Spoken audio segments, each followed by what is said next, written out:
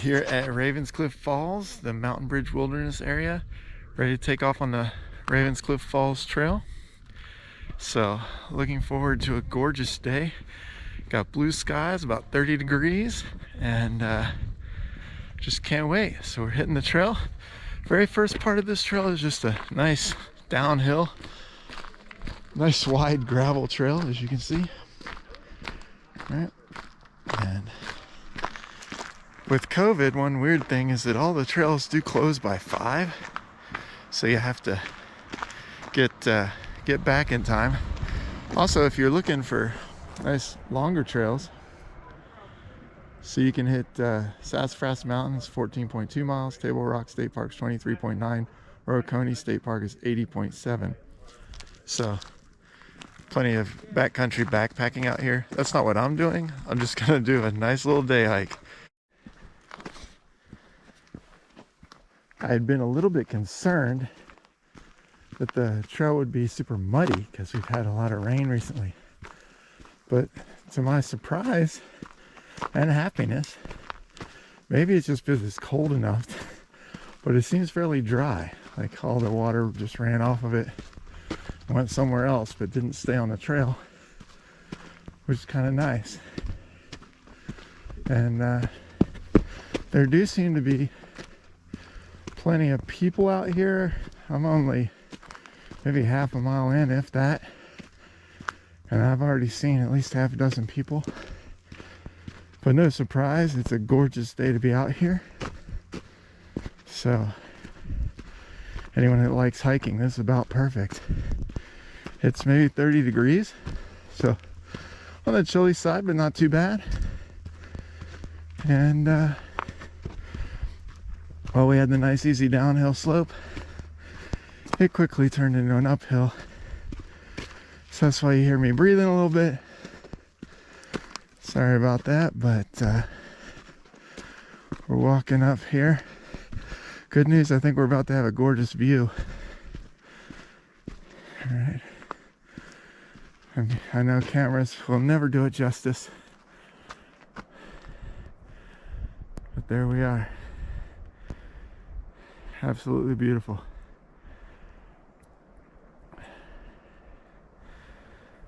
Well, I'll catch you later.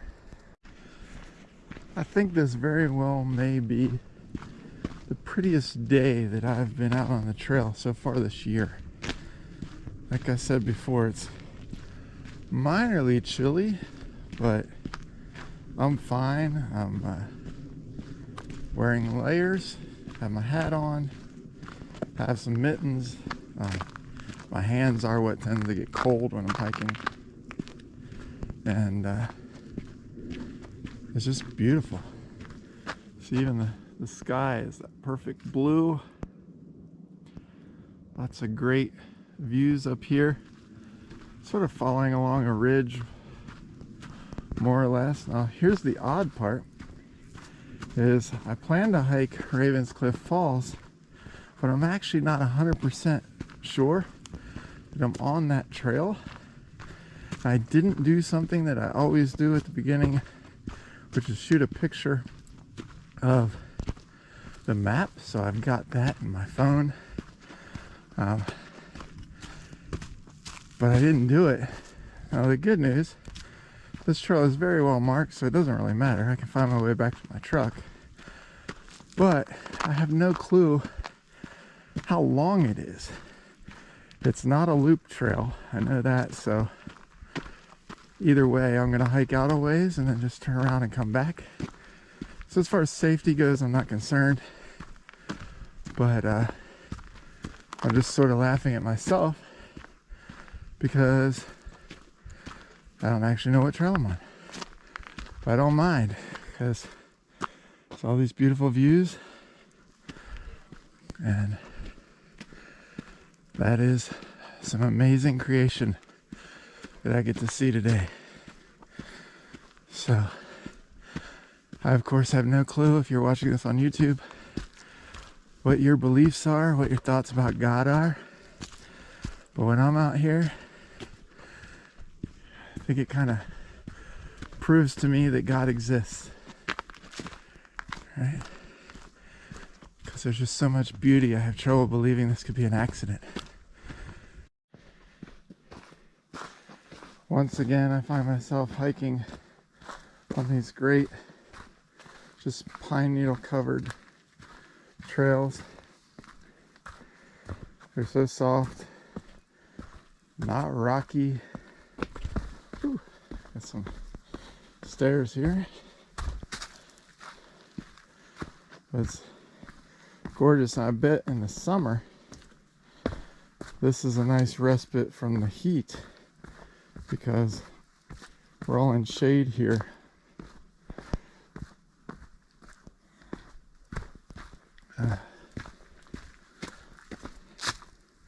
It's almost like going through a shady tunnel. So what are your favorite places to hike? You can feel free to leave comments below, or let me know anyway that where you like to hike.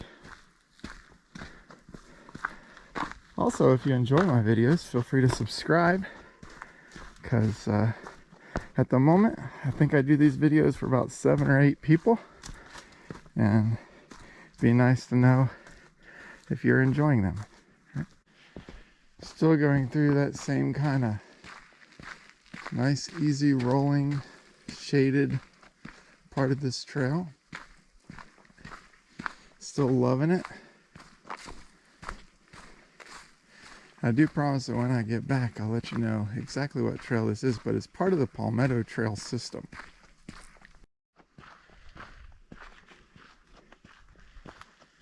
So now we're on this kind of white sandy trail. It's not quite as quiet as the pine needles, but still great, soft, easy going. We're going along this ridge. So right at the moment there's not any incredible views. I can try to show you a little bit through the trees.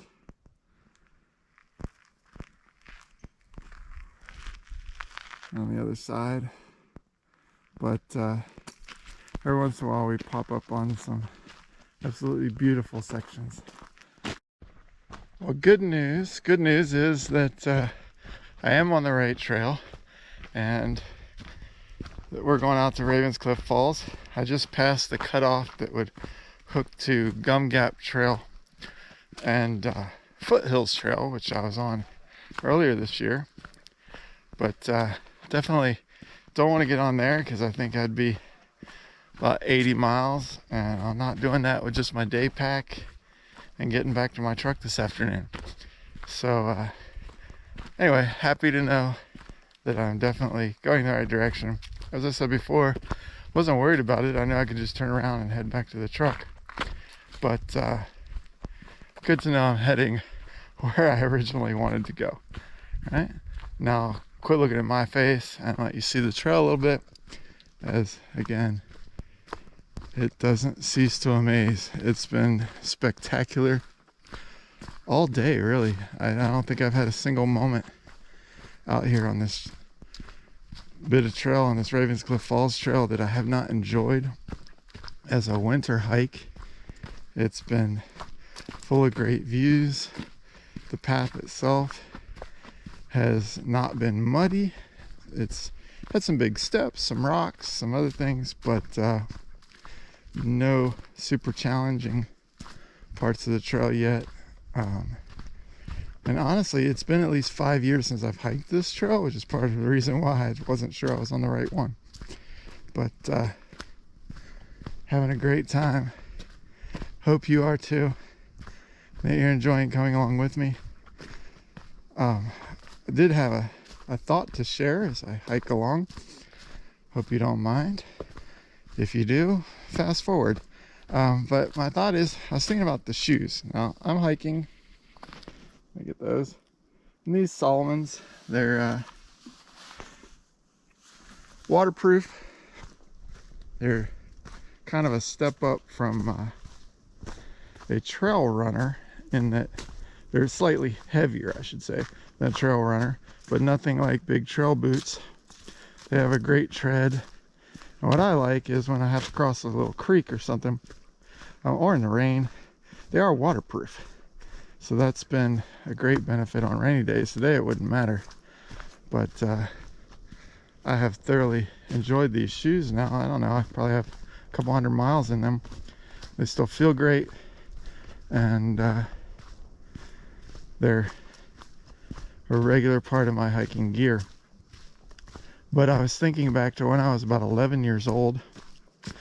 I was hiking with my Boy Scout troop, and one of my first hikes, and I had on my brand shiny new hiking boots. Back then, you know, they were the high leather boots with the red laces, and I thought that I really had it together having those boots.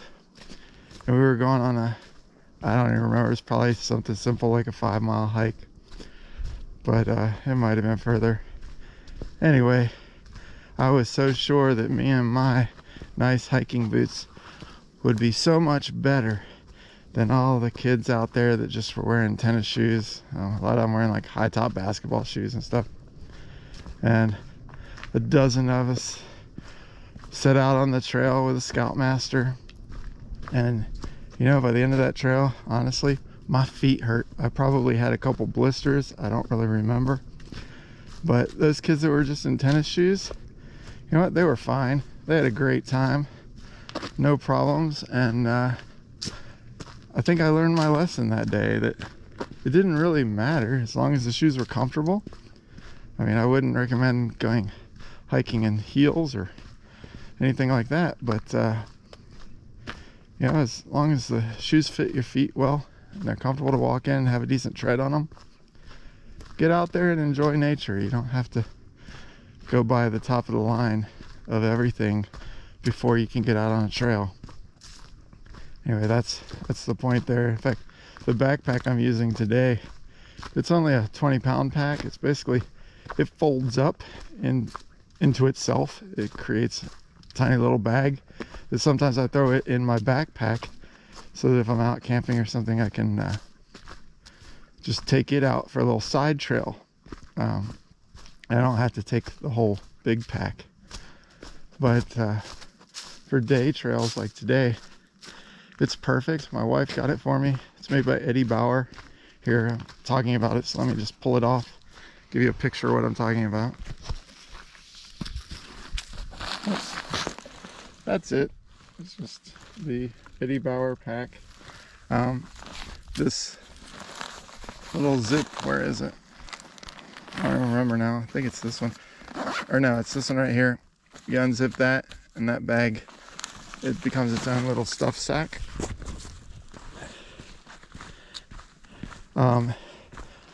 Oddly enough, it's not as comfortable as my big pack, even though like I probably only have about 10 pounds in here.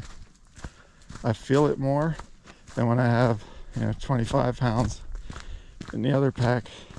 Surprisingly, even when I'm going out overnight with the tent, sleeping bag and everything, my pack weight, last time I went out, food, extra clothes, all my gear, was only about 23 pounds. So one thing though, I think I got this from reading Jen Farr's book, is I don't really cook that much at home. I'm the kind of guy, I'd rather make a sandwich, maybe heat up some soup or something, but I don't do a lot of gourmet cooking at the house. So I thought, why would I pack a kitchen when I'm out into the wilderness? And so I don't carry a camp stove. I don't carry any food that needs to be prepared. This morning I had like a protein bar on my way out here. That's about normal for me anyway. One odd quirk about myself is on the way out to the trail, I usually drink a Mountain Dew. Sometimes I bring it with me. Today I did not, simply because I drank most of it and I didn't want to just carry the can around, so I left it in my truck till I get back. But I don't mind the extra weight. When I go camping, I will carry an extra Mountain Dew with me to have in the morning to get going. And it's worth that weight packing it in. I don't know what I would do, like on the Appalachian Trail or something, where I'm doing multi-days. I haven't done those since I was a teenager. I don't know how I could, carry along like a 24 pack or something. But anyway, we're coming up on another little sign here, so let's check and see where we're going. All right, so I think we just want to go straight on out here to see the overlook. So we're at the overlook of Ravenscliff Falls now, and we're about ready to pop up here and see it. It's beautiful.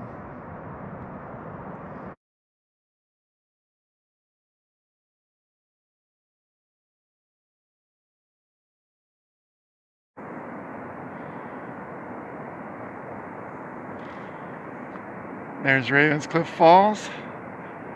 Beautiful falls that they are. And it's just beautiful. It's definitely worth a little bit of a walk out here.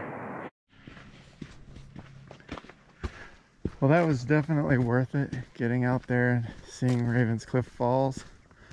I think I've decided that today I'm going to skip Dismal Trail, just head back to the truck.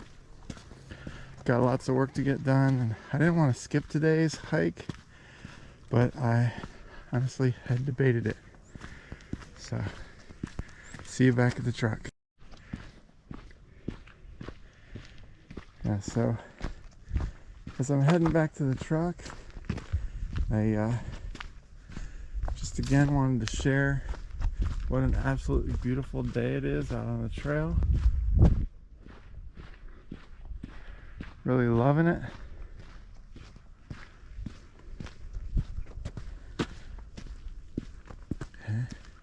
If you're ever hiking up here, that trail goes down to the front of the falls right there we just saw. But not gonna take that right now. Maybe another day. I think that would maybe be a good hike for next Saturday or the week after. Now that I know it's only a couple miles out here to this point, the jump off time to get to that trail is pretty quick. Alright, well, I'm gonna keep hiking, you keep enjoying. Well, I can hear dogs out on the trail. This little overlook has a beautiful view.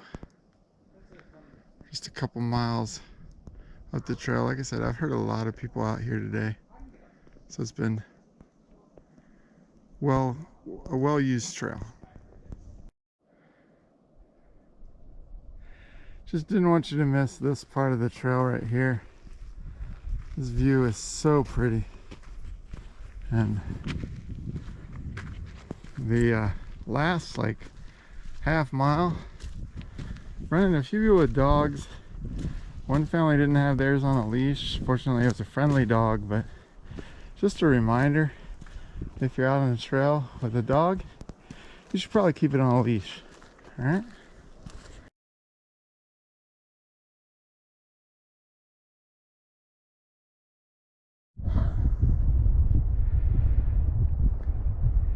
I didn't want to leave the area before getting this great mountaintop view.